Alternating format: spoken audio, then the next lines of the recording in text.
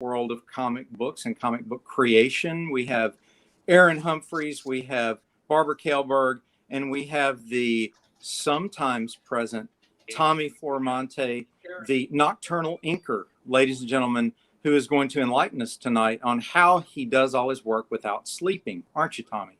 I'm going to do it by showing you how I'm going to sleep right now. Oh, see, it's already begun. It's already begun, everybody. I want to start before we get on our subject tonight, which is going to be very cool.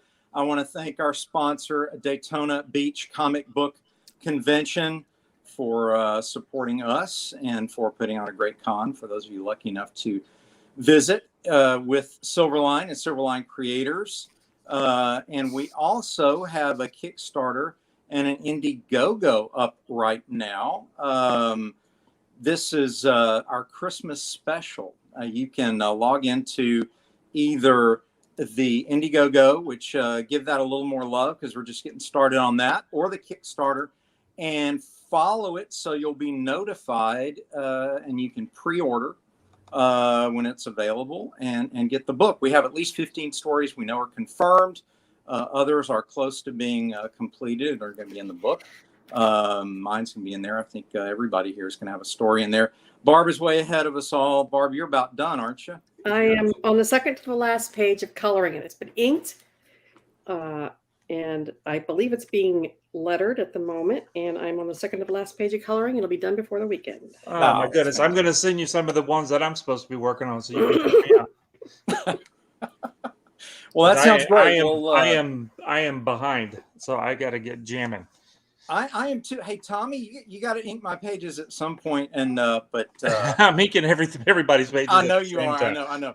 So what I was going to tell you was just save mine a little bit because I need like another week. So we're good. I'm working on them. Appreciate it. Appreciate it. But after I take a nap, and then I'll. Yeah, if you take a nap, I understand. So our subject tonight, folks, we're going to get into some really cool stuff tonight. We're going to be talking about styles of comic book illustration and how they relate to the content of the story and the characters, specifically from cartoons to anime to levels of realism, why they matter, why we like them, why they work, why some may not work, and why certain content requires certain styles. And also a little bit about, just setting the table here, a little bit about whether our own skill sets are part of the limitation of styles. I know just from my experience, I can mimic styles, but I wouldn't want to do that all the time because it takes a lot longer and I'm already slow. What about you, Barb? You've inked a lot of stuff, so you're probably extremely experienced with being able to mimic lots of different styles. Yeah, I know you've probably been asked to do that. Is that the case? Oh, absolutely. I've been asked to. I worked on the Angry Beavers Halloween special for Nickelodeon, and that was a very, very specific cartoonish style. Barbie was a very different style. I've worked on a lot of image type looks. John Byrne looks, and everything in between. So yeah, I mean, it a lot depends on the penciler. If they give me something to work with, they can't just give me a shape and say, make it look like Jim Lee. It doesn't quite work that way. Yeah.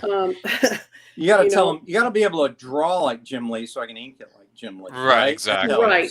I can add all kinds of lines and stuff like that, but you're going to help me out a little bit.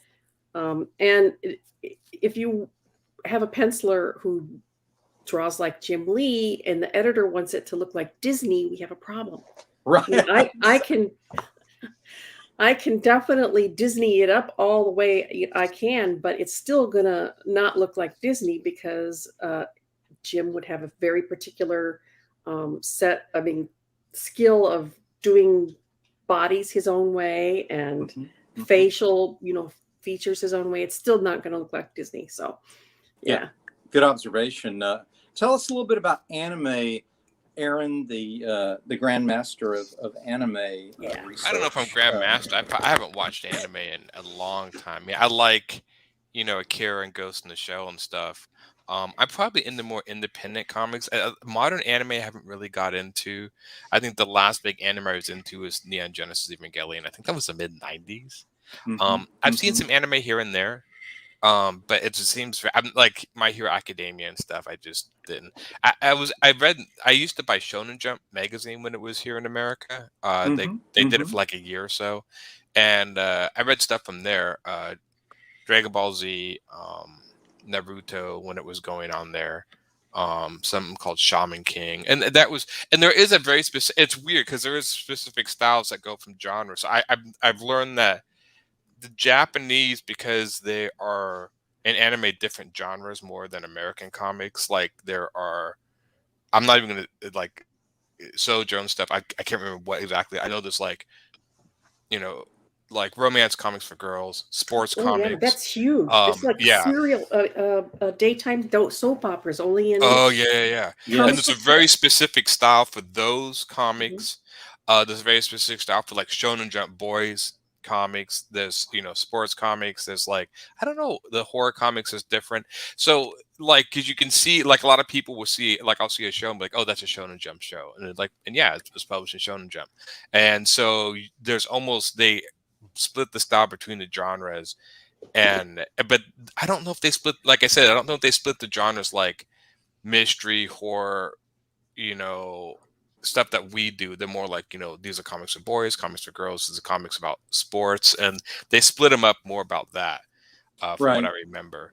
Well, I'd like to ask you, what's your opinion on, because a lot of us have seen the sort of what I call the classic seminal anime, let's say Akira, Ghost in the Shell, a Ninja Scroll, those types of things. But let's take Ghost in the Shell, for example, which is sort of everyone can sort of picture those characters in their mind. Yeah. Imagine that. Would it work as well done in, say, an American style? The funny thing is the manga looks a little different. The anime movie was a little more towards the realistic bent. They pushed it that far. I think it could. I've seen people draw Ghost in the Shell in American style, like superhero American style. It doesn't work. It does. Isn't that interesting? There's a level of flavor there. I was just going to say, it loses a lot of flavor. Yeah. It is part of the charm, the visual charm and the visual cues of Ghost in the Shell and Ninja Scroll and Akira are the weird, quirky, signature anime flourishes that we're all used to, Right. And that's part of the charm. And it goes both ways. I mean, if you see, there's an anime TIE Fighter animated short on YouTube. You can find it. It's some guys did it in anime style. It's been out for years. It's Star Wars. It's great. It's very anime. But does it feel like Star Wars? No.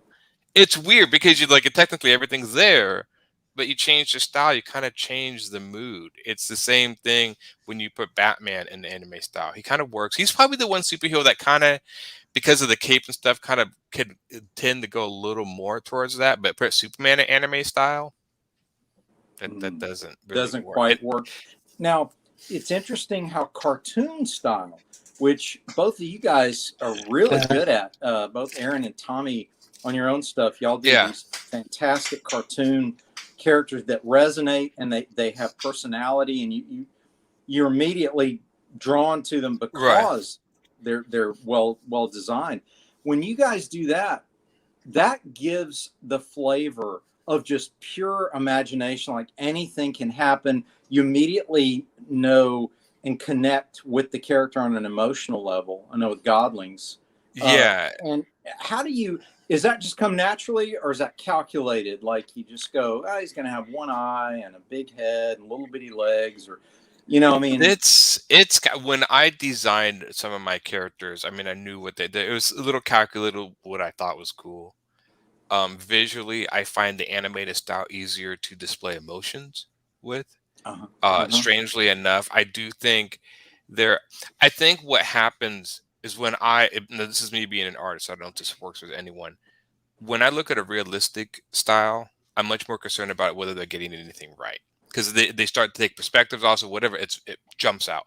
If you do an animated style, no one cares because it's animated. I mean, you don't sit there and look at Charlie Brown and be like, well, the angle of that house isn't quite right because it's Charlie Brown. You don't care. Yeah. So I think it's a lot more of like, it's its own thing. It's a whatever. And once you start approaching It's realism, much more forgiving. it is. And I think that is a huge, where I think people, it's almost like a way of like letting go, especially for other artists. And I think I don't know. I mean, like Charlie Brown. I mean, I watch some of my favorite animated movies of these old Charlie Brown movies in the 70s and 60s.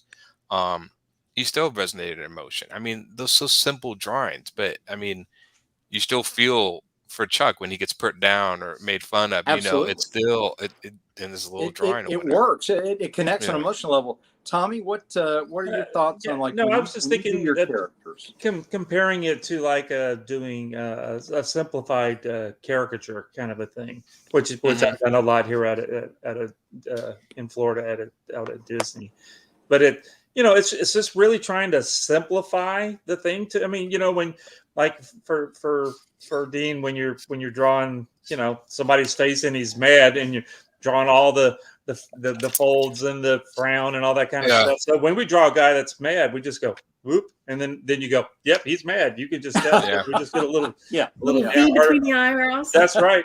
Or instead of drawing the whole eye, you could just draw just a little sliver of a thing, and you go, yep, that's an eye. You get definitely. So I think it's just simplifying the stuff down. And for me, I think it was more the reason. Well, of course, I love cartoony type stuff. I've always loved cartoons, but while I've been inking for forever and stuff, I was never that great of a penciler, but I can really draw some really cool cartoon stuff. And so I've always could do cartoony stuff. Yeah, and that comes through like I mean, they have energy, they have life. That's the word I'm looking for. They have life, they have weight, and there's something that's immediate about that. And obviously, again, if you got a younger audience, they need to immediately know. They don't need the complexities, if you're doing that realistic style, like Aaron was saying, you're worrying about proportion and perspective and all the shadows right? and all that so kind of stuff. It's a lot more work. But again, I guess too, it's your language, and it's the language I chose. Like, darn, why did I choose such a complex language to speak to you, right? But that's the school I fell into. But some of you guys, I've seen you do other things too. Like Aaron, you do different things. I mean, you can do. Yeah, I do some realistic stuff too. So, and I think this is a lot of people who don't realize a lot of cartoonists know how to draw realistically because that's how we're breaking down the shapes. I've drawn like some of my Star Wars stuff. I think you've seen some of my Star Wars pictures. Approaches realistic, which is a totally different style. Let me see if I even bring up here to even show the difference. Yeah, it's fascinating because you guys as cartoonists, you do have to understand conceptually realistic illustration. Because you have to give these cartoon characters weight, and you have to keep a consistency to a degree to their body proportions so that they'll be recognizable from panel to panel, page to page. What I've always told people who come up and ask for a critique from me is learn to draw from real life before you caricaturize them. Because you can see when. You can actually see in cartoons when it's not working. There are certain styles of cartoons and stuff where they don't hold weight or they're mimicking. And I can't quite put my finger on it, but I can see cartoon stuff where the drawing's technically there, but it's not having the weight or presence that it should. It looks more like maybe you would say a caricature than something alive. And I'm not sure. I mean, it's nothing to do with perspective or whatever. It just has to do with like you get a lot of cartoon people who give their characters expressions and they look like they're during the headlights look. You get a lot of this in kids' books. little kids or whatever, and they're like, and they have no expression. They just have this, and it's like because they're not either understanding the facial recognition or the way to do that. Because you can display a lot of emotion through body stance, hand movement. People forget that a lot. They don't. I always think it's funny in comics, like so many people when they do talking heads just have the people with their hands straight down by their side. They don't talk with their hands. People talk with their hands all the time. All the time. And you can use that to animate that or whatever and stuff. Yeah. Well, and it's also helpful. You know, we talked about this before in a previous stream. It's helpful to overact a little bit when you're blocking your characters, you know, and to learn from cartoons. Because, you know, the classic Warner Brothers cartoons, you know, learn from how the Roadrunner and Wile E. Coyote, you know, act and move, and how, you know, they overact to overemphasize. You know, a lot of that can be used with realism because it adds a level of authenticity for a character. For example, like I said before, if two characters are talking, put them in a kitchen and have one of them cooking dinner, you know, I mean, rather than just, you know, give them business to do rather than just standing there with their arms by their sides. We actually talked about that last Wednesday, about having stuff going on while you're doing talking head scenes. Yeah, sure. Yeah, I find doing cartoons less stressful. I mean, I'm extremely anal about my inking, right? And I'll go over everything with a fine-tooth comb. But if I'm doing something very cartoony, and I did a lot of that. I did some very cartoony stuff when I worked for Now Comics. And I'd ink something and I go, wow, that hand is way too big. Okay. You know, and I wouldn't stress about it. It's a cartoon. Yeah. No worries. My friend, I used to fuss about that with my stuff, and my friend's like, dude, out of all the stuff, like especially a comic book, do you really think they're gonna notice? And I'm like, no, probably not. Yeah. He's like, don't worry about it. They're not going to notice.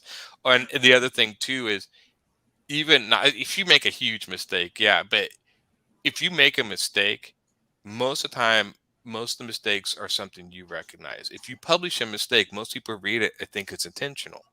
They don't think it's a mistake unless it approaches realism. And then they're like, well, that's not right because that's not how reality looks. But like, if you start to, I mean, if I draw the heads too big, somebody go like, well, he does this consistently, so maybe that's what he does. They're all must be intentional. Right. So exaggeration in a realistic style is very, very helpful. If you'll notice, we talked about this before too. You get into what I call the superhero style, which is what all of us are kind of familiar with, especially those of us who were in the industry in the 90s or were fans of the industry in the 90s. There was a certain look codified primarily by Image and Marvel and Jim Lee and that crew, where you had a lot of hatch work. You had exaggerated, you know, collars, shoulders, lots of pouches, lots of blades, lots of hair. Very thin waists. And possibly thin waists on the ladies, you know, and possibly exaggerated endowments and so on and so forth. So, you know, you do that, and we got so used to it, but in a way, it became like the superhero style, right? So then when you had Alex Ross come along and do this hyper realism, this photographic realism, you're like, wow, it was simultaneously cool, but also kind of cold. And I don't mean that as a pejorative at all. It's just an observation that when something is almost too realistic, it's almost like, well, wow, I'm not even looking at a comic book anymore. It almost stops you and takes you out of fun. The world. Right. There is a stylization to American superhero comics. There's a sort of energy. Jim Lee kind of captured that. John Byrne did. I mean, they approach realism, but they're not. There's still that little stylized. And I think Alex Ross was more like, oh, well, this is like a photograph or whatever. The other thing that got me about Alex Ross was I mean, he's a fantastic artist, man. I won't say anything. Oh yeah. All his costumes look like, because he painted the costumes like they were like almost his Halloween fabric bought from a Halloween store. Yeah, you could see like, the folds. They the little stitches. Like he's like, and I'm just like, okay. Like I remember like he drew like with the belt of Superman, and he paint the belt so it looked like one of those cheap plastic belts from the Halloween store, and I'm like, I I don't really think Superman would wear that. I mean, Yeah, would see, he? that's I not don't know. Superman's outfit. Yeah, I know. It's, I guess. I mean, I don't It's know. almost Man, too you go, real, Superman's lame. What's wrong Yeah. with Superman? He always draws everything looking up too, which I understand the idea. They're sort of like these sort of gods, but you look at all his drawings, they're all looking up, all looking up. So everybody looks bigger than life. Which is really, I don't know. Like I've read some of his comics, and I think again, the spectacle of seeing it so kind of realistic was good. One of my favorite painters in comics, guy who paints comics, would be Dan Burrington, who does Nocturnals and stuff. But he approaches much more loose, and I think that keeps that sort of energy. It's very stylized. It is very, very, very, which it really adds to his, especially his Nocturnal stuff. I think it really because you can recognize his brand like from a whole store away. Oh, exactly. There's a Dan Barrington cover way over there. It's very, very unique style. Yeah. Well, that brings me to this too, branding. That's interesting. Does the style, I think most of us would agree that your own personal style with your own material is what you naturally feel comfortable drawing. So it's less calculated and more out of a natural tendency.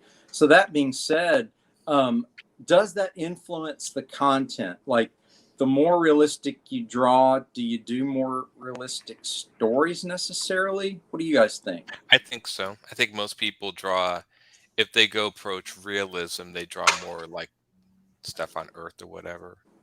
I think it's more serious. Yeah. More realistic more serious stories are more have more drama.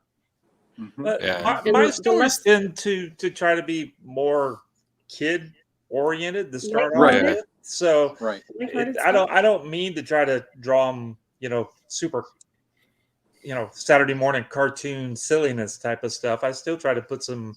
So like my wife and I are working on a story about our now. Of course, we've got a new family member. I don't know if you've guys have met Gabby. Have y'all met Gabby? Gabby's our new baby. Hey, Debbie. I have seen pictures of Debbie. She's so cute. Look at that princess. Oh, is it Gabby or Debbie? Gabby. Oh, Gabby girl. Gabby. But we're gonna do a story with the don't make myself cry just talking about it. But in a cartoony way of our other pups passing, kind of a thing. Because people we go to show we did a story called Little Nay and So. It was about my wife's name is Renee, and so I've got all of my cartoony guys are little versions of us, like everybody. Eventually, if I continue with doing all this stuff, you guys will probably end up in there somehow or another. But so it's everybody's. So there's a story called Little Nay and So, which one of the puppies was Sophia, and when we did a whole comic series of them and the other dogs, and since they've passed, when I go to shows now, people are asking, how is Vinny doing? How is Bella doing? And then I sit there and start crying. And then it's like, well, they've since passed. But but you're asking, it's still going to be really cartoony, but it's going to be a little more serious of a story. Yeah, that's powerful. It's still powerful, even though the style. I'm still going to draw it the same way as the other. Right, and that makes sense. It's going to be a little, it'll be a sweet story, but it'll be it's still got some drama to it and some sadness to it. I don't know if you guys remember the political comic book called Mouse. I love it. I have 2 copies of the both books. Okay, well, there's an example of complete anthropomorphic cartoon for an extremely serious subject. The Holocaust. And sometimes that can work as a dramatic contrast. It's a foil, right? Well, so my also, idea, it's a relief too, because who wants to see that drawn realistic? Right. And I that's my theory on that, is that it was so far into the drama that he had to do the anthropomorphic animals to kind of offset it, because it was so grim. So absolutely grim that you had to balance it some way. Whereas realistic superhero comics, it's not really, they're drama driven, but they aren't real life. Right. No. If you go to for example, right after 9/11, there was a Captain America story. Do you guys remember this? Where Yes, I do. he's hunting a terrorist, and that was really powerful. It caused a big stir. People were like, "Is this too soon? Is this even something we should do, or whatever?" Ultimately, free expression and art and so on, and it ends up being a really powerful piece. But it again, imagine trying to do something so powerful, but still, show a respect for it. And I think in the case of Mouse, there's a level of respect by keeping a distance, by using the anthropomorphic cartoon. That's been done quite a bit. And then there's even in Watchmen, which is extremely serious and dark. Yeah.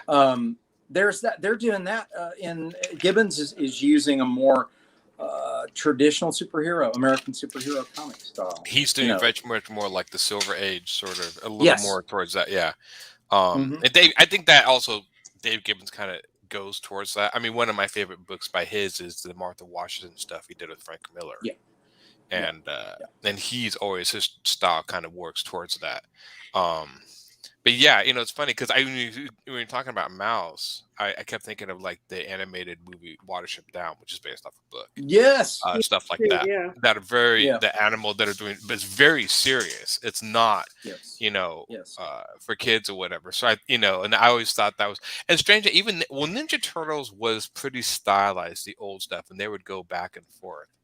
But again, anthropomorphized animals, but they were supposed to be mutants in a human world, so they were supposed to be these. Not everything was anthropomorphized. There was one called a European comic called Black Sad. I don't know if you guys ever seen Not this. familiar with that. No. He is in a complete world. They actually made a video game. He's like, I think he's a panther, and he's a detective, and he goes in this film noir sort of adventures. But the whole world is all animal people.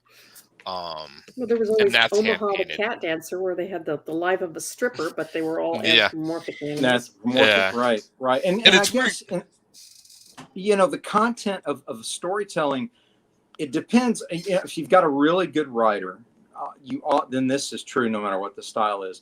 But I mean, they could be the craziest looking cartoon characters, and if the writing is powerful, all of a sudden that doesn't even matter. You're going to go right into that story. Good writing just takes over. Wow, that looks awesome. Yes, it does. Tommy is arting. Look at you, man. Go, Tommy. Go, Tommy. But okay, so tell us, like, if you're approaching a story and you change the style in the middle, does that do anything negative to the reader, do you think?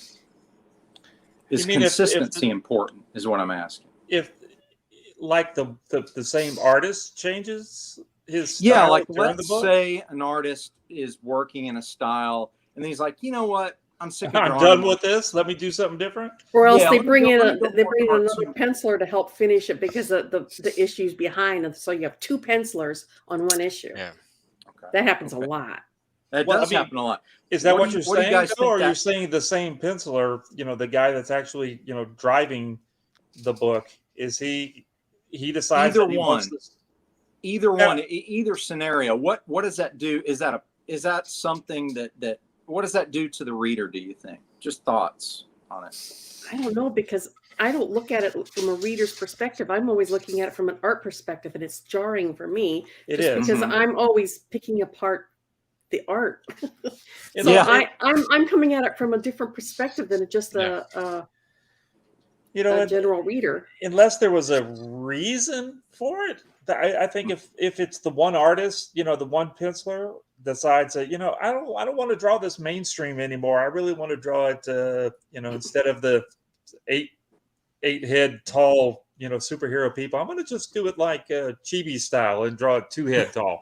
All of a sudden, like people are just going to get turned off. I think just because he decides. But if there was a like if the story all of a sudden, they got zapped into to a video game and all of a sudden you had to draw it to make it look different, that would be cool. That'd be fine. But I think, yeah, if you just change it. Now, if the team changes, that happens, right?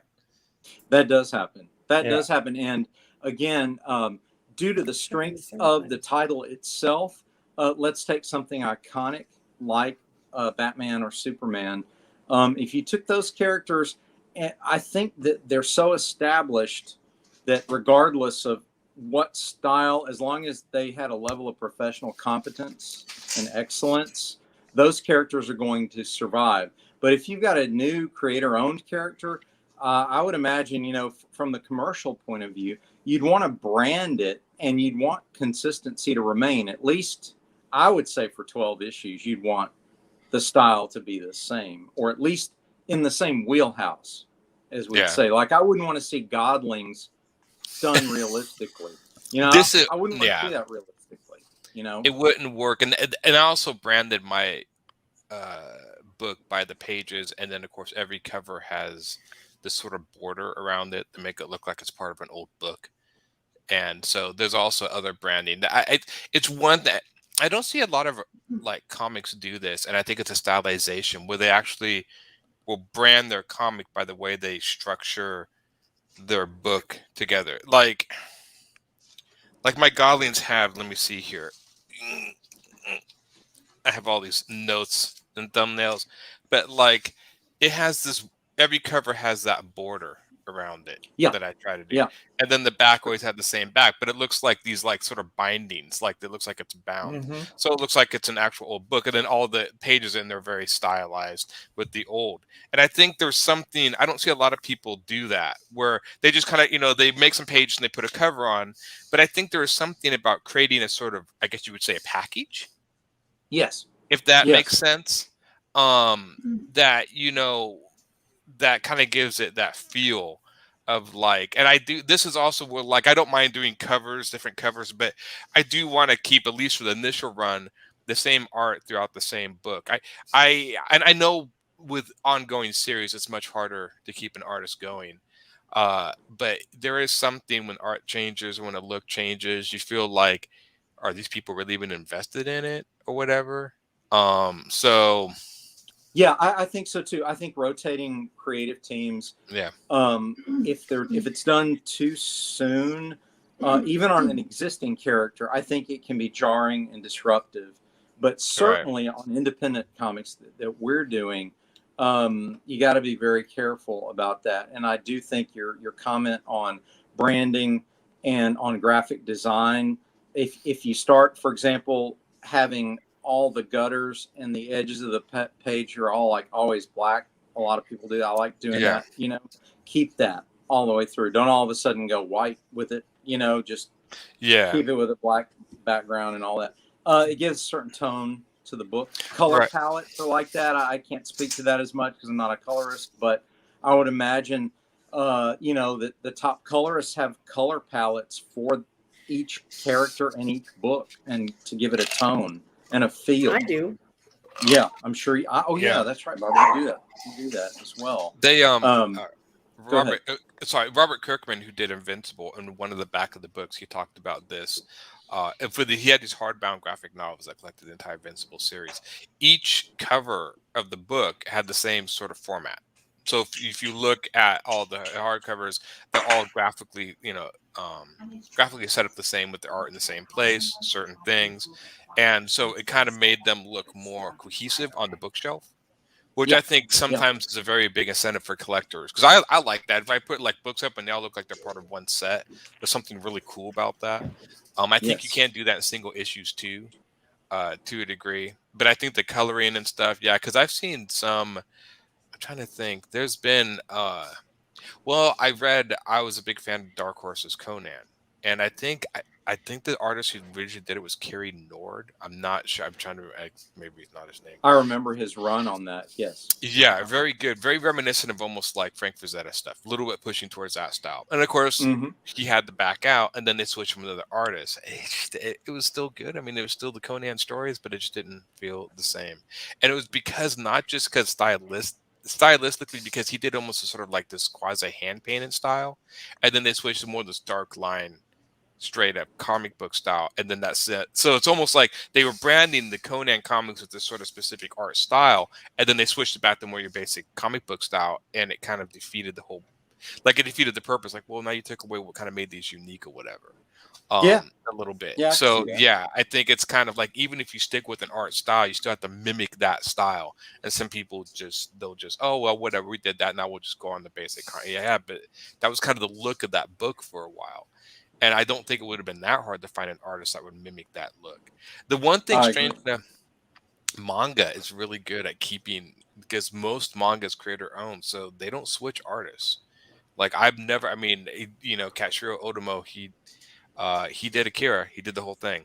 But they don't, it's almost like they do their project and do the whole thing. I rarely have ever seen any manga where they switch artists. The artists are very dedicated to this series and they stick with it. That makes And sense. that's why there's been so many manga styles invented, because each artist has a similar but very distinct look to their books, and that's where you get the various styles that are even named now in the manga community. Right. I mean, if you look at the style, there's a guy who does horror comics, and they're making an animated show of this. I can't remember. Very famous, very different style. I do think that can be a problem in American comics. We're so eager. We have this idea of like, well, we just need to get it done and out on the shelf. So we don't really care who draws it or whatever. And I'm like, Yeah, I've run into that a lot. I think Me that too. kind of bites American comics on the butt. I really think it does. I mean, it would be like if they made, like, say, the Star Wars movies, and they just put out someone with like crap special effects. So we just need to get it out. I mean, no one cares if Star Wars has great special effects. We just need to get it out. It's like, no one would watch it. But comic books, we've almost accepted this, and we've almost accepted the fact if they start an issue, they start a series with a superstar artist, you can be like, well, he's only going to be there for like 3 issues. Yeah, We all you know can that, sort of and then he's expect going to that. You leave. Yes, Yeah. you can expect that. Which again, I always say this because it's true. Working for an independent like Silverline gives us the driver's seat. Yeah. I mean, Roland is great. It's because he's a nice guy. I've known him for forever, but he really does just say, "Go, get it done, do it." He's not heavy-handed editorial. He's not going to change up things. He's get it done, and that's pretty much it. And a lot of the big two, there's so much, I guess, micromanagement, and that's when things start to unravel. I wanted to focus though on this. Some people have said, we've all heard it said, that the 90s and the early 2000s may have been more about the era of the artist, but we're now in the era of the writer in comic books, American comic books specifically. I would also add, we're also in the era of the colorist because of the advent of digital colors and so on. You have books now that are so color heavy with the rendering and the volume of the characters are created with color, that there's almost I call them coloring book style. The penciler and the inker literally just draw a coloring book, and then the colorist jumps in and gives it dimension and depth and lighting and contours and all that. Give me your thoughts on that, guys. I mean, how do you like that? I for one, it's off-putting to me because I understand it's a style. It's just not to my taste because I cut my teeth on, the old production style, which was very flat. So in order to give it dimension, you had to use hatching and lines, and that hatching and line work became an art form unto itself, right? Out of necessity. So I think if you do the coloring book thing, you lose that. Your thoughts on that, Aaron? It's interesting. Yeah, I go back. So in Godlings, I try to render and everything with the hatching, and then add simple colors. If I do the covers, I do just a line work and almost make a coloring book page, and then I render with the color and stuff. Interesting. I think that pushes a little more toward, and I think it also fits my style because it pushes a little more towards the cartoon style. Like some you see in cartoon, like that sort of cell shaded look or whatever. Yes. So I think that just goes. I don't think like if you like did a lot of cross hatching and say like Dragon Ball Z, I don't think it would work. No. Yeah. No, so I think it has the I think there's room for others. I think American comics is when you see it the most, in that I think American comics were made to combine these, when most like manga and stuff are made, and most of them are black and white, but even when they do colored stuff, they will pull back that. But a lot of like stylized, like a manga, I mean, if you look at European comics, they do some cross hatching, but you can see the art is almost meant to be colored. I think they kind of work in conjunction a little bit. I think it just kind of determines the full look you want to go for. I'm actually, the next comic I'm going to do, I want to do more of my coloring book style, just because I've never done it in a comic book page before, and try that out. It takes me longer to do. I'm much faster with Godling, so this next book will be 4 issues, probably 3 or 4 issues, because it takes me much longer. But I mean, again, it just kind of goes towards that. The other thing I was going to say, to go back about the branding, the one thing I will say is I think manga has been really good at branding. Disney does this too, but manga is very good at branding with the art style, keeping that consistent artist on there, brands it. When you see like My Hero Academia art, it looks the same. It's that they brand it with that style of art. Dragon Ball Z always looks like Dragon Ball Z. You're not gonna have Jim Lee draw Dragon Ball Z and they're gonna sell a shirt. It's always gonna look like that style. I think that's a huge part of branding. I think that's one thing American comics really hurt themselves with, branding that like this is the art style that goes with this property, and really making that look. I mean, Yeah, Superman's Mickey great. Mouse is How many? always going to look like Mickey Mouse. Exactly. It's always going to look like it. And Superman has gone through, I mean, I love Bruce Timm, whatever did that. I love his stylization, but there's so many variations. So instead of branding it as this sort of property, they brand it as this idea, like, oh, Superman's this character you can draw in all sorts of different styles or whatever. But I Now, think, I did get into that when I worked on Barbie for Marvel. Yep. Because Mattel had their fingers in that. And that was a licensed property. And speaking of branding, they all the books, and there was a bunch of us artists working on several different. There was Barbie Adventures and Barbie Fashion and Barbie and her little sister, and there were several books, but they all looked essentially the same. Exactly. Because we got templates from Mattel. This is how it's supposed to look. She can't have more than 3 eyelashes. Blah blah blah, and they would go over every single panel that was produced and ask us to make changes so that it was on brand. So you had style guides that you had to go. Yep, Yeah, style guides. Now, Yep. now Roland just popped up a comment that said, artists do not like house style. They want expression. And it's interesting because I think it's a function. What we're talking about is also, there's a commercial component here. There's the elephant in the room that no one's talking about, is if you have a property that's been around for over 50 years, right? Or at least 30 years, it really can be stretched and molded. And in terms of the conceptual part of Batman, Superman, Wonder Woman, Spider-Man, the X-Men are so established that you can make variations. Right. If it's yours and you're the guy or the lady who did it and it's your property, I think it's more critical to brand like what you're talking about, to do this sort of hardcore. It always has to look like this, at least the first 12 issues. I'll give you an example. Spawn, the first 12 issues of Spawn or Todd, and then even when Capullo took over later, he was sort of doing his version of Todd. He has a similar style anyway. So I think it is also a function of the commercial aspect of it. How established is the property? If it's a worldwide known property, then open to interpretation, so to speak. If it's brand new, you better stick to the same look as often as possible. I can see that. I think it's funny. I think I understand what Roland's saying, and I think that the expression that comes with a little bit, that's a little bit of a fine arts idea, the expression, and but I'm like looking at it from the audience's point of view, too, trying to like think like if you go into a store and you really like this comic and this style, and I've had this many a time, and then I look at the next volume and it's a different style, like I'll stop buying it. You'll 'cause it's not bail? the same. I'll bail because it's not the same thing. I just don't. What about Yeah. I want to stop you there, and I want to go to Yeah. everybody because I'm gonna make a point on this in a moment. What about you, Barb? Like, if you're following a book and they change visual creative team, not the writer, because I'm going to touch on that in a minute, but if they change visual creative team, will you bail or will you stay?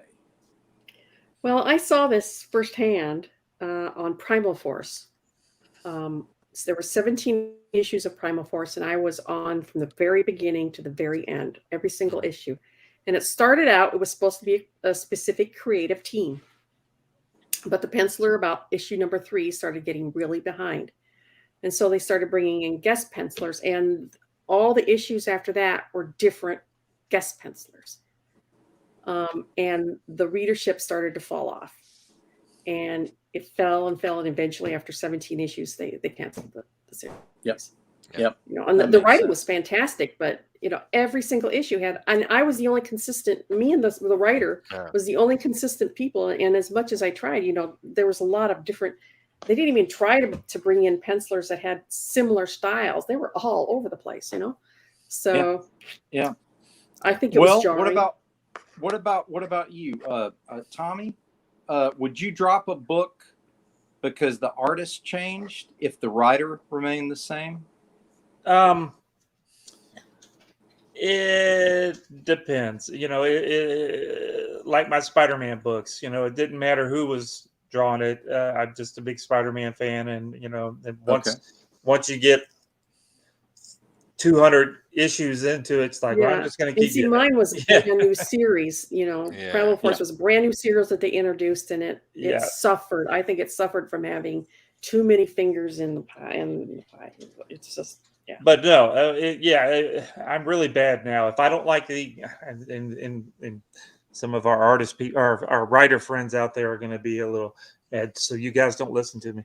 If I don't like the art, I'll drop it unless there's, you know, unless there's some reason for me, you know, like it's a buddy of mine's book, you know, something like that, or, you know, I'm trying to support them, you know, I'll keep picking it up and all that kind of stuff. But yeah, if I'm not liking the art, I tend to, you know, you only got so much money, and you just stacking these books up there that you're never going to read, and you know, and I want to enjoy what I'm reading.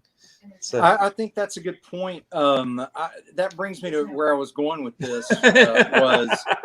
My wife is sitting across the way there, and she says, "You don't have room for books that you're not going to read." So, that's right. I see. I know when I go through purges, I'm like, why do I have this again? Because I no longer try to, you know, collect everything. But in terms of comic books are a visual medium. Ultimately, I know writers hate to hear that. They're like, "Oh, he said it out loud." Yes, I'm trouble now. It's a visual medium first and foremost. It's visual storytelling. You know, I can do a whole silent comic book. I may do that one day, just so Roland will be mad at me, where there's no dialogue, no narrative at all, and sell it because you can. Now, the point being that, but you still wrote it. You know, there's still a writer involved. In a way, yes, you did. But here's the thing. What Barbara was saying about readership falling off with Primal Force answers the question. It's never a good idea to change creative teams often. Like, obviously, they can't be on it forever. It's going to eventually change. Right. You know, but it's good to keep a consistent style. Like we went from Todd McFarlane drawing Spawn to Greg, you know, Caputo doing it. So it's good to keep a consistent style that's associated with a successful book. Now, if the book is tanking, maybe the story's terrible or the art is not the best, and you get a better one, then that can work in the other direction. But I think it's art first. Always. As far as DC was concerned, it was about making the deadlines and getting the books out. Yeah. So it was about the bottom line and satisfying their corporate bosses. Yeah, I think all of the bigger companies are like that, and you know, we want to make money too, so we're not going to, you know, it's not like do something. Year between issues. Yeah, right. So if it's necessary but it's always like reluctantly. It's not something we're going to plan on. Okay, after issue number 6, we're going to rotate creativity. Let's give this a fresh look. It's like, no, if it's not broke, don't fix it. Right. There's no need for a fresh look. If it's selling well, people like what's going on, keep doing it. And keep the artist. Keep the artist and keep the writer. Now, what about, let's invert it a little bit. Do any of you guys follow comic book content just for the writing? Because I have friends who could care less who's drawing it, as long as, one of these big heavyweights, Tom King or Hickman or Morrison or Alan Moore, or one of these big legend writers, is knocking it out. They will follow it down the rabbit hole, even if it's crazy and you can't understand it. They'll drink that Kool-Aid no matter who's drawing. It could be stick figures, and I know people will read Grant Morrison. Yeah, what about I quit reading the X-Men because of Claremont when he left. Even though Jim Lee was drawing it, it still didn't work. There was a combination of that. Yeah, so I have quit series and followed series that specifically for the writer, especially if it's creator owned.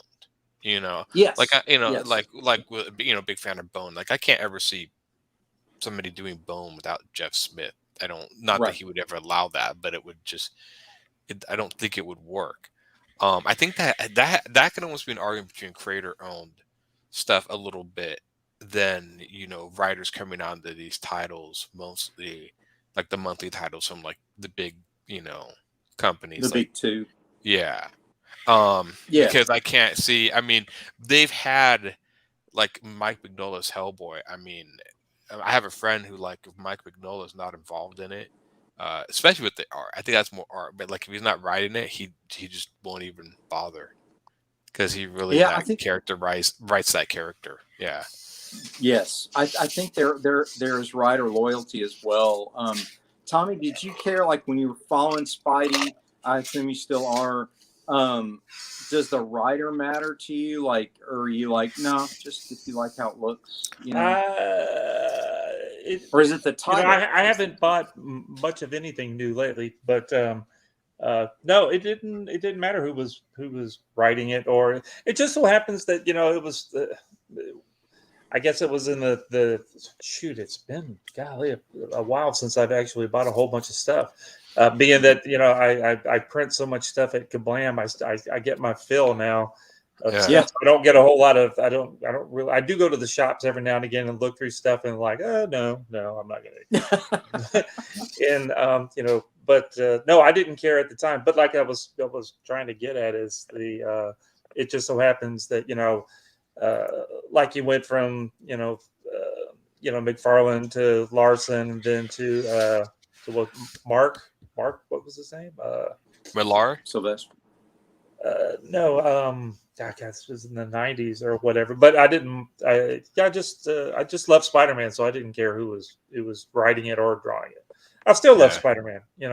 Right. So that's a character thing. What about you, Barb? Would you bail if you were reading a storyline and the writer changed? Would you bail? There are very few writers that I will buy regardless.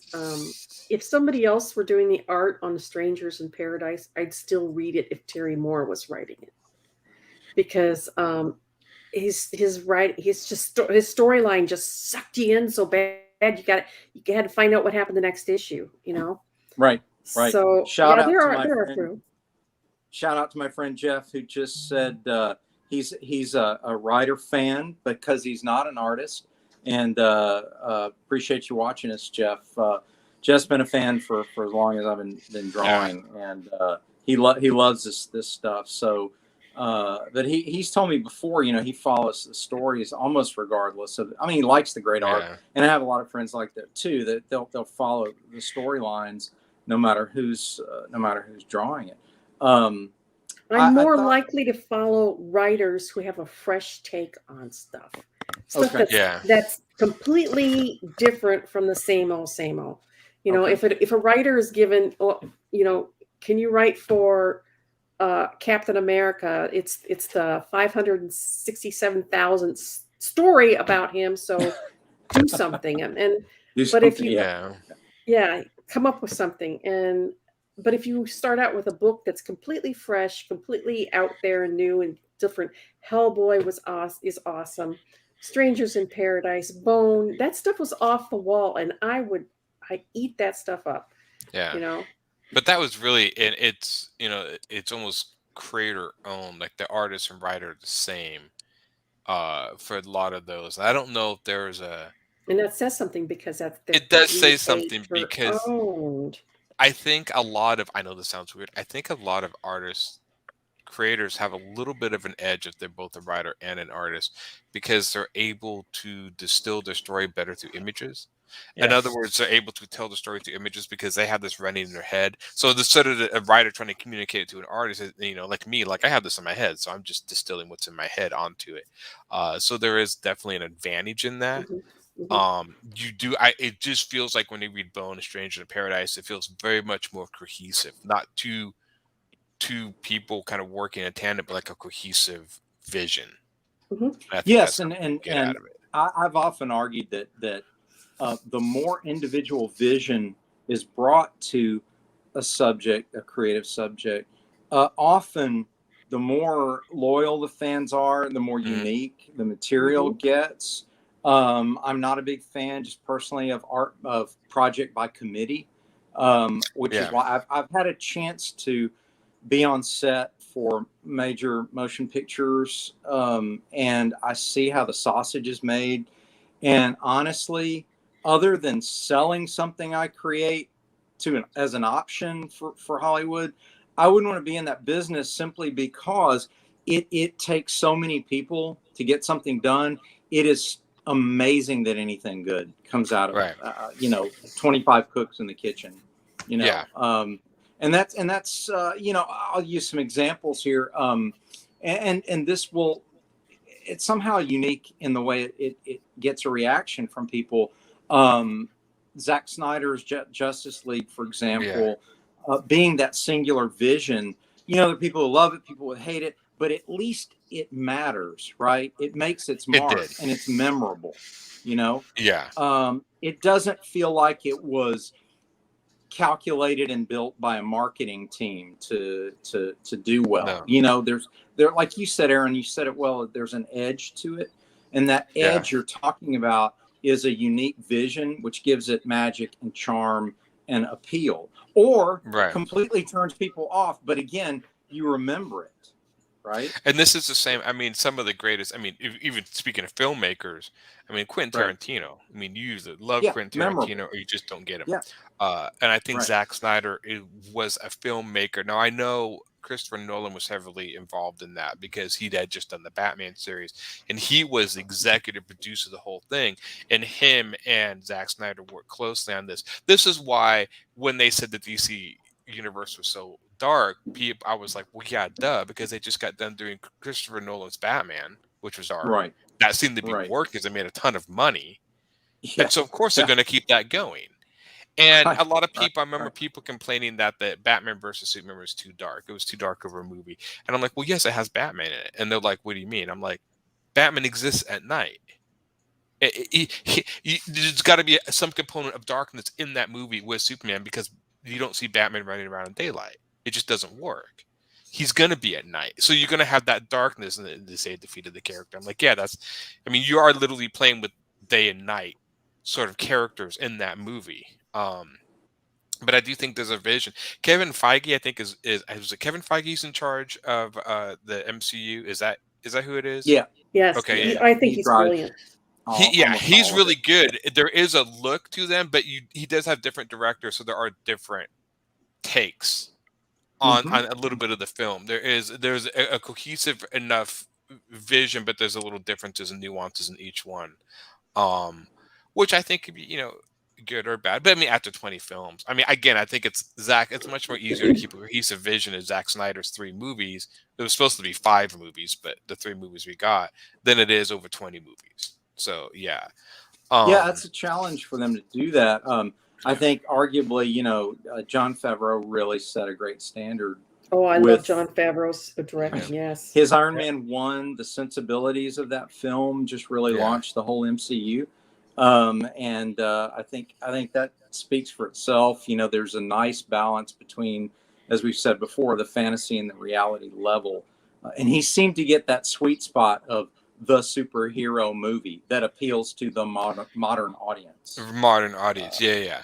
You know, And so I think, I grew up in the 80s when the grim, dark superhero stories were coming into vogue.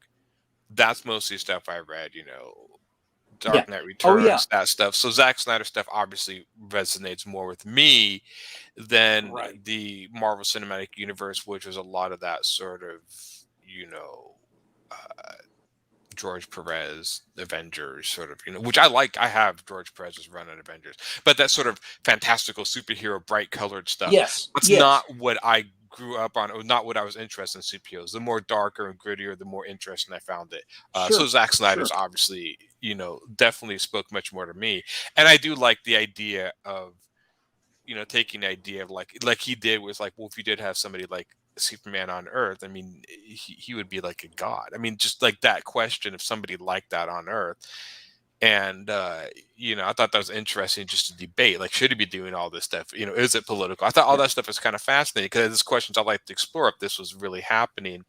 Instead of like, well, yeah, he's out there doing good, Superman. I'm like, well, yeah, everybody would be scared of this guy because if he got mad or had a bad day, he could decimate a state or a country. It's like, so I mean, there was a sense of fear in that too that I think is also addressed in that film, which I think is kind of important. And I think they started doing. I did think it was funny how the two universes would feed off each other. I don't know if any of you guys ever realized this. So in the Man of Steel, the big criticism was that at the end he pretty much decimated Metropolis with the big fight with Zod. Okay. Right. And which I'm like, of course, because Zod wanted to kill all the humans. Like, why didn't he take Zod outside the city? Because Zod would just fly back. Zod's whole idea was decimating the civilians. He wanted to kill everyone. Superman was trying to stop him. So yeah, and of course that makes much more realistic that people would die in an event like that. And then later on in the films, they started addressing that more in the Marvel. Like there was one where this lady confronted Tony Stark in one of the movies, and my son. I think that was the one when he fought the Hulk in the city. Well, my son was killed in that was accident. Sokovia. Her son was killed in Sokovia when it fell in Age of Ultron. Actually, that stuff started becoming much more prevalent in the Marvel Cinematic Universe after all the criticism against the Man of Steel. I thought that was kind of interesting. It's interesting they did feed off each other, but there's a key to the Marvel universe, and it's neither good nor bad. It's clever, and it's humor. And the humor in the Marvel universe is a way to use elasticity of storytelling, to relieve the tension of believability, and it's also sort of the oil in the machinery that allows everybody to release tension and go, oh yeah, that's right, we're supposed to be having fun. So if you see all this crazy stuff that's unbelievable, this is supposed to be a fun movie, so I'm not going to challenge it too much. Now that does two things. It allows you to do crazier stuff and use the Tesseract as the MacGuffin so that anything can happen, because hey, it's a Tesseract and it opened a wormhole and a bunch of stuff just came through, but we don't really have to explain that. But then again, tone can be balanced and work really well. And Marvel walks that tightrope, I think, arguably pretty well. They'll slip off a little bit here and slip off a little bit there, and it'll be too funny, or it'll be, to this or to that. But overall, they walk that tightrope well. DC's finding its footing, but it's because of the individual visions, I think, that we've seen. And it's interesting as a creator in an open publisher like Silverline, where we don't have to really align ourselves to any sort of expectations. We really can walk whatever line we want. It can be balanced with humor and seriousness. It can be very deep. It can have deeper discussions going on and then humor to release the tension. It can have no humor at all. It can be all humor. And so that's what's so exciting about this, is because we're not dealing with very expensive properties that are making a lot of executives, tons of money for their third home and their vacation to Europe and Vail and Denver and putting their kids Right. through, you know, Ivy League universities. We don't have to worry about that. We're trying to tell the best story we can with our own characters, which is what makes, you know, Silverline so great. Yeah. Here's something that about the DC universe that I think is interesting, and that is that they're pushing back against the audience's preconceived notion of what their hero is. For instance, You're talking Superman, about the movies, right? Yeah, The Superman. movies, right? Yeah, right, the MCU. Yeah. The movies. Is that like it got a little bit uncomfortable with Superman destroying the city and stuff like that, because the audience tells themselves, "Oh, what this is Superman, so we already know what to expect. We expect a good guy." But the point is, the people in the story, in the fictional story, don't know he's a good guy. You know, they have to react as if they are uncertain about where this guy is coming from, what he's going to do, what his true motives are. And I think it makes it more interesting if the writer throws a monkey wrench into it and makes the audience see it from the fictional character's perspective. Well, this is making me a little uncomfortable. This isn't how I expect Superman to act. Yeah, I thought it was funny. It's very much, and also not to interrupt the idea of the you were talking the humor, light and the levity. I think that's very fascinating because to me, I remember, and I don't really care what anyone says about the movies. I just think it's interesting people's critique. Everyone critiqued Superman would never let the city destroy the city. It's not my Superman. It's too dark. He's killing stuff. Blah blah blah blah blah. The original Avengers movie, the end took place in New York. As you're watching that scene, did you ever stop to care about all the people being slaughtered in that fight? I heard no critique about, like, well, why didn't the Avengers take the aliens out of the city? They're slaughtering all these people in New York City with all these aliens flying around. It's like, well, yeah, because it's a bunch of humor and it's goofy, so we don't care. The seriousness of Superman's movie and the fact that they actually showed more scenes in that movie of people reacting to the fight, go like, oh, there's people involved in this. You hardly ever see. You see some people react a little bit in the Avengers, but the Avengers scene, you never hear the same criticism. That whole scene, they were decimating New York City. Oh yeah, because we saw the Hulk superheroes, swinging people around and making fun of stuff. Yeah. So it's like, well, we don't care. But with Superman does it. Oh well, we can't have that. I'm like, okay, you can't throw shade at one and not look at what you're throwing shade from. It's like, okay, you're doing the same thing. I just find that interesting. Yeah, it's apples and oranges, because what DC arguably is trying to do is create a world. What Marvel is trying to do is relate to the viewer. So that there are two goals. Like, Marvel's primary concern is, we got to make this fun. This is connected to right now. It's connected to pop culture. These movies are not necessarily meant to be timeless. They're meant to be fun popcorn movies. We're going to wink at you. We're going to nod at you. We're going to use pop music. We're going to use modern this, modern that. And DC's movies arguably may stand the test of time longer because they are disconnected from our world. They are their own world. That is the world. You are in Metropolis, and you know the creators don't really care, other than conceptually what they're trying to sell you on. They don't care whether you necessarily think this is cool or not. They want you to like it, but they're not going to pander to you. There's a sense on the Marvel side of pandering. Hey, look, we're going to play this song. Like, hey, we're going to open the credits with Stairway to Heaven because we know everybody will love it, right? Well, yeah, that's cute, and you'll make a lot of money, but you know, what about the world itself, right? You just took me out of the world, right? But it's okay, because if I'm enjoying the movie. So you see, they're creating two different products. One is meant to be an entertaining popcorn movie. The other is a little more toward fine art. And I'm not trying to overstate and say one is better. I'm just saying one is a little more toward a fine art piece, and one is a little more toward hey, let's have some popcorn and watch some stuff blow up. It depends on what kind of mood you're in that day. Yeah, exactly. I need to be taken out of my head. Let's go see the MCU. Let's go see the MCU and laugh a little bit and watch some stuff blow up. or maybe you're in the mood for something a little more serious. So you want to go to the DC universe. We have Jeff saying the Avengers tried to help many civilians while Superman made out with Lois Lane in the middle of a crater. That's kind of it is kind of funny, but his little bit of his flaw in his thinking is that the Avengers were a team of people. Superman was one dude. So if Superman is trying to save people, what's Zod doing? Killing people. Right. So Superman had to constantly be fighting Zod. He can't go off and save. I mean, the Avengers could be like, the Hulk will fight and there were many scenes of like, okay, I'm going to rescue these people while the Hulk, you stave off the aliens. I mean, they would work as a team. There's no team. So that I would push back against that and say that doesn't really work. That's not the same thing. Not in my mind, at least. Of course, I'm a Tony Stark lover, so you know who I go with. Yeah. I can see the point, but again, these two production companies are making different products.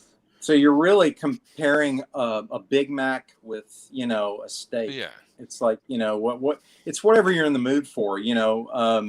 The DC movies tend to be a little more toward the steak, and the Marvel movies a little bit more towards a really great hamburger. Right. And they're both great. It just depends on what what you're in the mood for. I personally just like the DC, my superhero stuff a little more serious, but that's all and like I said, it wouldn't bother me, but I mean, every time I go to like a convention and say that, people are like, oh, you like DC over Marvel? I'm like, God, seriously, dude? Like, are there bigger things going on in the nerd kingdom than whether I like DC over Marvel or vice versa, or whatever? I know. Disney's a little too formulaic to me. I like something that pushes the edge, or something that says something different. And this is not Marvel. Disney is very formulaic in how they do their movies. All their movies. I mean, you even see all this new Star Wars movies coming out. Like, oh, you could replace the Star Wars characters, Avengers characters, and have the same movies. So it's just to me, it's like, if you like that formula, great. But after like 5 movies, I'm like, okay, I get what you're doing, and I got bored. I was like, okay, yeah, right. Did the Mandalorian just nothing here for me anymore? What? Did the Mandalorian bore you? The Mandalorian, I haven't even watched the second season. I did like it. I liked it better than the others, but there were some episodes that were better than others. But then again, I'm sitting there watching this and I'm like, well, yeah, this is great. It's Lone Wolf and Cub, which we have seen this story 1,000 times. So there's a part where, like, again, I'm like, I like the show, but it's not as different. It's very much wearing its influences on its sleeve, and I'm like, okay, so he's basically a samurai character with this baby. I've seen this before, and again, I know you can't tell completely original stories. So I've never ever are we getting some comments? Wait. Oh yeah, well, once you bring up this stuff, people love to argue about these movies. Tell them, Dean. What did Jeff is saying? I prefer my Superman screenplay to anything Zack Snyder came out with. Tell him, Dean. Jeff's also a writer and wrote a fantastic Superman screenplay, and he's very much, as much as he likes Marvel, and I know he does. Yeah, he's very much a DC person, and grew up reading more DC than I ever read, and can write a serious, cohesive DC world. That you will believe, and you would actually love it, Aaron. You really would. And then Roland chimes in and said, "It's a comic book. I don't want my comic books too serious. My life is serious. I don't want my entertainment to be." Which, that's me. That's why I like the MCU, because I like my heroes to be heroes, and I want to be entertained. Yeah, and that's and you know that the MCU is doing a fantastic job with that. And again, it's a taste thing. I always tell people, guys, it's not really an either or. Sometimes I want vanilla, sometimes I want strawberry, sometimes I want chocolate. I'm not gonna, hate on the people who just want vanilla all the time. I understand what Roland's saying. I would push back a little bit in that too, as everyone has their own version of what's entertaining. The Marvel movies bore me. I mean, I literally halfway through the movie, I'm like, I don't care anymore. There was so much stuff flashing on my screen. There's so many quips. There's so many jokes. It's like. It's because you're a psychology major. I feel Aaron's pain there too, because I'm also sort of more melancholy in my personality, and a little too much of a self-analytical deep thinker as well, and studied a lot of philosophy and all that. So I like that stuff too. But what I love is when you can have all of that in there, and then everyone can enjoy the levels that they want to enjoy it on, right? So we talked about this before too. One thing great about Shakespeare was that he wrote to the cheap seats, and then he wrote to the expensive seats too. So he wrote to the people who were just there to be distracted from their tough day-to-day life, and then from the hoity-toity intellectuals who wanted to talk about the existence of God afterwards. You know, he got everybody. And I think all of us, on some level, we understand that a level of excellence tries to hit as many of those notes as we can. You know, let's have something for the deep thinkers who want to be melancholy. Let's have something for the people who want to have a great time. And let's give something to everybody in this. And if you can do that well, man, you know, you're a genius if you can do that.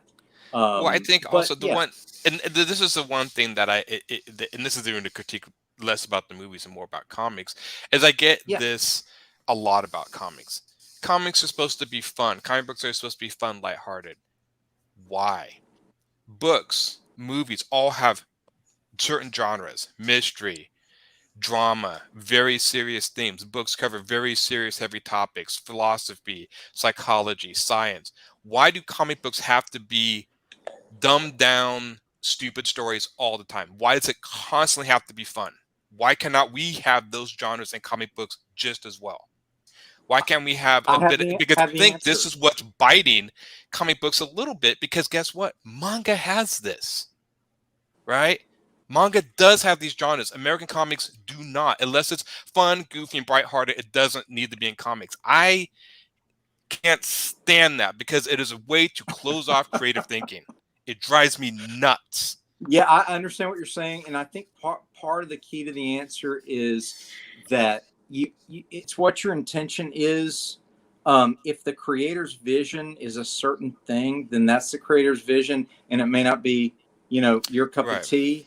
But it's all authenticity and the genuine nature of the creator's vision. I'll give you an example, but before I do, Jeff says, serious and dark don't necessarily equate good writing. Heavy themes handled poorly tend to be more amateurish than deep. He's right. Deep is harder. Deep is harder to write. And that's why more people don't do it, because it's difficult. So I have to ask this, because I always get this. What do they technically mean by dark? I get this out. Dark isn't visually dark? Or dark isn't dark themed? Heavy themed. Again, heavy themed in terms of more intellectual, in terms of analytical, philosophical, asking bigger questions, in terms of existential things, rather than just, why is that good guys, bad guys. So why is it? So I guess I project. So why is that bad in a super? To me, it's not. To me, right. It's not. No, it's not. But why to other people? Why is it? Again, why does it have to be one way or the other? Again, I always. It doesn't. So many people in comic book, like, I know comic books. Like, yes, everybody's a complete authority on their comic books and like comic book medium, and I'm like, again, I think this is one of the things biting why American comics doing so bad. I have lots of reasons, but that's one. There's just lack of creative vision. I don't hate. I grew up in Western comics. You know, nothing that manga does can also be found in Western comics. It is if you pick the superhero with Roland, if you pick the superhero genre in Western comics, okay, because that's a genre in itself, and then put other books from other genres, sees which one has way more representation. Superheroes by a huge margin, enormous margin. And then if you want to go like, well, but there's mystery science, there's mystery superhero comics, and there's dark superhero comics, and there's goofy. Yes, but superheroes are their own genre. It's a huge, well overrepresented. So you're saying it's a wide open tent that allows for, just like you walk into a bookstore, you go to the mysteries, you go to horror, you go to all these different. So you're saying that the superhero genre is so big that it can contain these separate subgenres. Yeah, there's many. Okay. I mean, you would sit there and say, you know, Watchmen technically is a mystery comic. but it's a superhero comic. It's a So what is it superhero first? mystery. Is it a mystery comic or is it a superhero comic? I would do the genre subgenre. Right? Then it would be superhero mystery. It's a mystery superhero comic. You see, it's not a mystery in itself. It is a superhero comic with mystery component. That's what I'm getting at. It's the subject matter that it's always people with powers or costumes or whatever, and it overtakes everything. I read superhero stuff. I have Wonder Woman. All over my room. I enjoy it, but I do think when they ask why don't more people read comics, because unless you like superheroes, this is for Western comics. Great. If you don't like superheroes, well, where do I you think go? it is a dominant. There are comics out there that are not superhero, but they're very small. It's a very small margin. I think the market for American comics has always been dominated by superhero comics because, in my opinion, we do it best. We do it better than anybody else. I think America does superhero comics better than anybody else. I think other countries do comic books that are fantastic, that are stunning visually and provocative in their content. Asian, European, from all over the world. But what we do, what we codify and what we describe as action adventure superhero comics, that's American, And again, it's like a taste thing, but it is so popular, Aaron, that it can stand to have these subgenres put in it. You might want to do maybe you do a breakdown where, how we learned in biology, you do kingdom, phylum, class, order, family, genus, species, right? So maybe you do a breakdown of all the different comics, right? You start out with like superhero comics and then subgenre, mystery or thriller or, whatever it is, horror. I think what you're saying is that there's so much superhero out there that many people think that should be the litmus test. And you're saying, no, the litmus test should be, is it a good story? And is it a good character? Well, litmus test, and for instance, when I talk to my friends, who are not comic book readers, you want to read comics.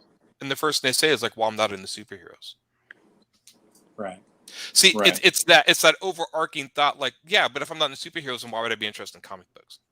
The fact that you have to explain, there's many more stories besides superheroes. Where? Yeah. That's kind of the thing. I mean, look at The Walking Dead is a perfect example of a breakout. I mean, it hit the zombie whatever market just right. The whole zombies are popular. Yeah, sure. But again, I met so many people who were reading The Walking Dead and reading comic books for the first time because they found the comic book that was not superhero. I asked them, do you read any other comics? No, I just read The Walking Dead because I like horror. This is what I'm saying. It's like, so that was their break-in, but it's one of these things, like, I think we could, push the more stuff to there's so many people that I've explained that Why the Last Man, the show that's on, was a comic book. Really? The fact that they don't know that. Everybody knows that Superman's a comic book. Oh yeah, let's go see the superhero movie. That's a comic book movie. They already know. Nobody knows that Why the Last One was a comic book. Nobody knows that. So many people I meet, and I'm just like, you should read the comic.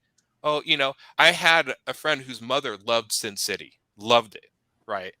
You should read the comic book. Oh, I don't read comic books. I don't do that. It's a comic book, really? I had no idea.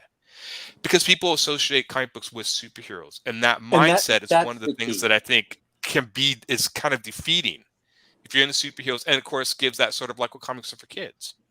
This is, of course, changing the younger generation and stuff with, more people getting into manga, whatever. But, again, if the younger generation if the younger people are going to manga because maybe they're not into superheroes or whatever, I don't know, but I mean, it's true. I mean, manga. I mean, I have many reports. I mean, there are certain series of manga, specific series, that are dominating sales of the entire Western comic market. That's a huge red flag. Why is that happening?